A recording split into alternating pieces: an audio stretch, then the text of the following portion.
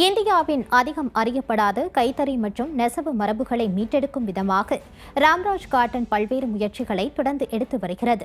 அதன் ஒரு பகுதியாக ஒடிசா மாநிலம் சந்தாலி பழங்குடியின மக்கள் கலாச்சாரத்தின் அடையாளமாக விளங்கும் பஞ்சாப் வேஷ்டிகளை திருப்பூரில் ராம்ராஜ் காட்டன் அறிமுகம் செய்து வைத்தது.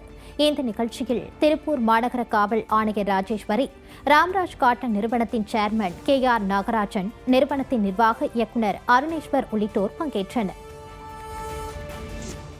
இந்த ஹேண்ட்லூம் டேயில் ஒரிசா ஸ்டேட்டில் மலைவாழ் மக்கள் அவங்களுக்கு எந்த தொழிலும் இல்லாமல் மிக பிற்படுத்தப்பட்டு அவங்க குழந்தைகளெல்லாம் வேலைக்கு விற்கக்கூடிய சூழ்நிலையில் அவ்வளோ பாவத்தில் இருக்கிறத ஒரு சோசியல் ஆர்வலர் பிந்து வினோதன் அவங்க அதை கண்டுபிடிச்சி அவங்க ஊர்லேயே போயிருந்து அவங்களுக்கு ஒரு 350 தறியில் போட்டு அவங்களுக்கு ட்ரைனிங் கொடுத்து சேலை தயார் பண்ணுற மாதிரி ஏற்பாடு பண்ணியிருக்காங்க.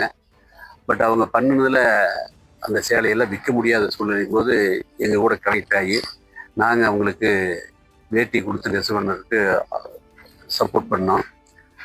அந்த சப்போர்ட் பண்ணி தயார் பண்ண வேட்டியை இன்னைக்கு நம்முடைய திருப்பூர் போலீஸ் கமிஷனர்